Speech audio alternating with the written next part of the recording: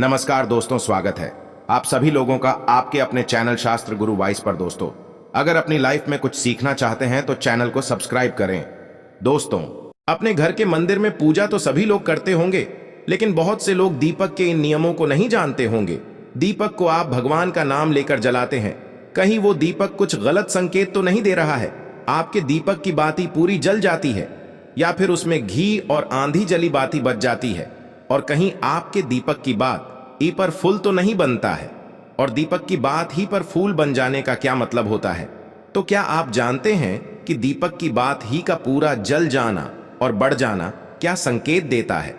कहीं आपके जीवन की परेशानियों की वजह आपके जलाए दीपक से तो नहीं जुड़ी है? आप पहले से जले हुए दीपक में तो बाती ही नहीं जलाते हैं।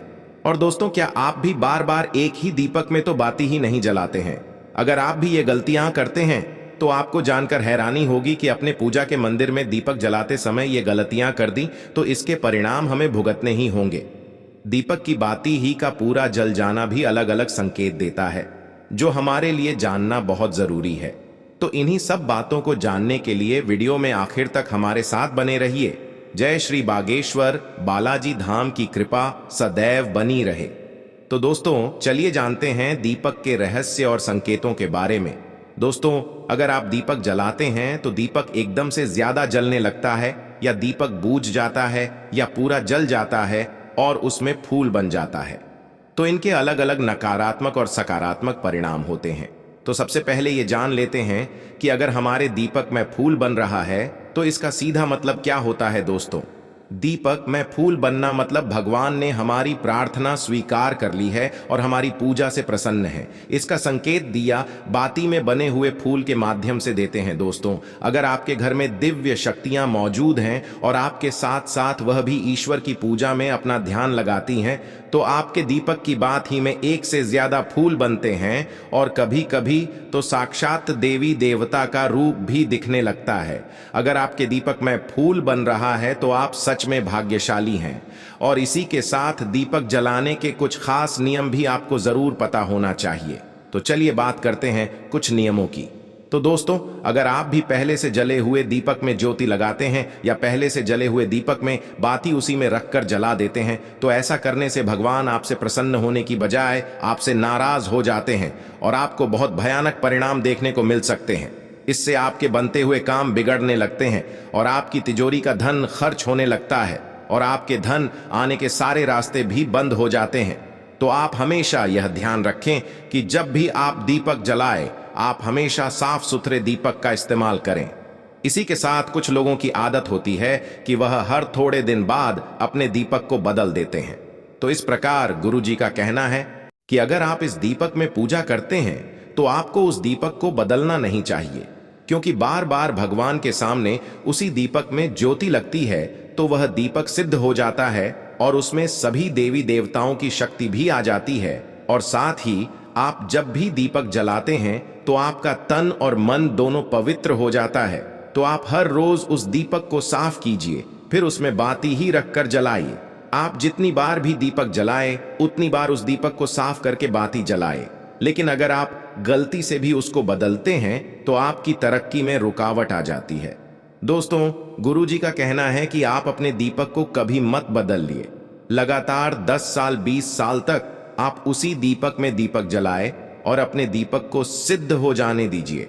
और दोस्तों, अगर आपको इस दीपक का चमत्कार भी देखना है तो आपके घर में कोई रोगी या बीमारी है या कोई लंबे समय से बीमार रहता है, तो आपको क्या करना है कि इस दीपक को शुद्ध पानी में थोड़ा गंगा जल मिलाकर डाल दीजिए और दीपक को बाहर निकाल लीजिए। उसके बाद उस पानी को रोगी व्यक्ति को पीला दीजिए।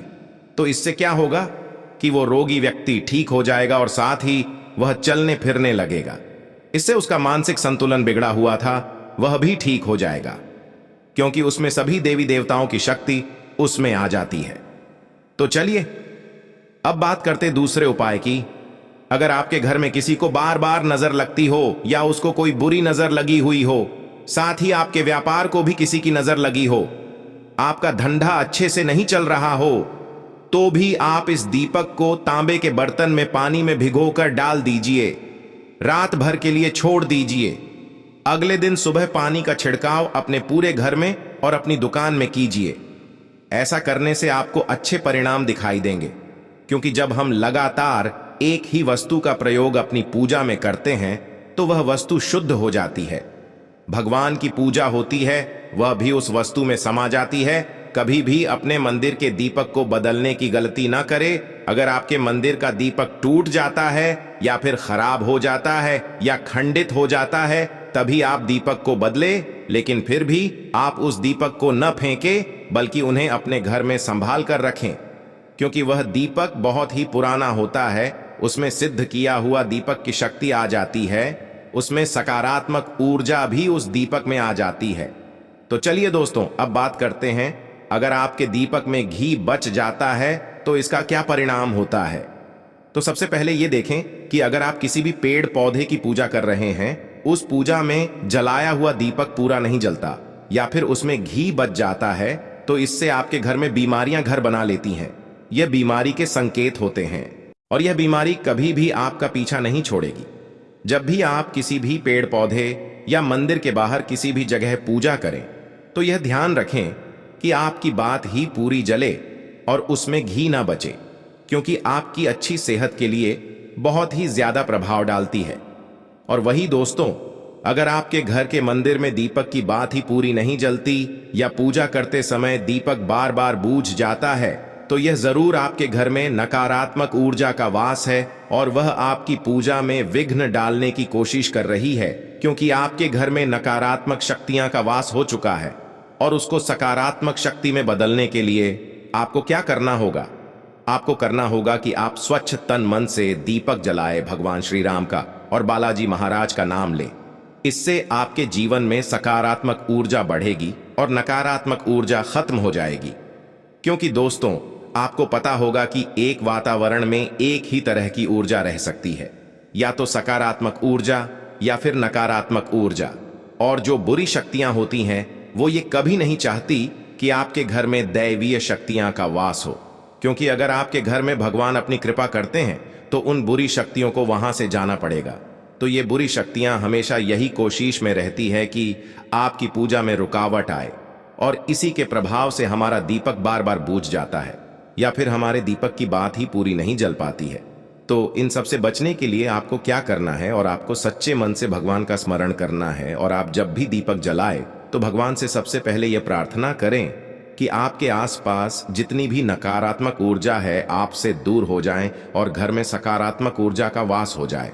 दोस्तों, अगर पूजा पाठ करने के बाद भी बार बार अगर आपका दीपक जलता बुझता है और ये लक्षण बार बार दिखाई देते हैं, तो आप एक उपाय और भी कर सकते हैं, गंगा जल का। क्योंकि गंगा जल को सबसे पवित्र माना गया है।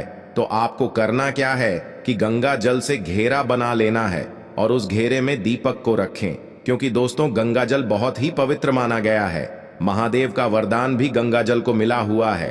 तो गंगा जल में सबसे पहले कोई भी बुरी शक्ति प्रवेश नहीं कर सकती है, इसलिए कभी भी गंगा जल खराब नहीं होता है। और गंगा जल हर तरह की ऊर्जा को सकारात्मक ऊर्जा में बदल देता है। अगर आप गंगा जल से बने हुए घेरे में दीपक को रखेंगे, तो यह आपकी पूजा में किसी भी प्रकार की नकारात्मक शक्ति को नहीं आने देगा, और साथ ही कोई भी नकारात्मक ऊर्जा दीपक को परेशान नहीं करेगी। तो दोस्तों, आज के वीडियो में बस इतना ही। वीडियो आपको कैसी लगी कमेंट बॉक्स में जरूर बताइएगा, और साथ ही अपने दोस्तों रिश्तेदारों के साथ वीडियो को शेयर करना ना भूलें, ताकि वे भी जान सकें, पहचान सकें, और वे भी अपने दीपक के लक्षण के बारे में, संकेतों के बारे में जान सकें। तो दोस्तों, कमेंट में जय श्री राम जरूर लिख दीजिएगा।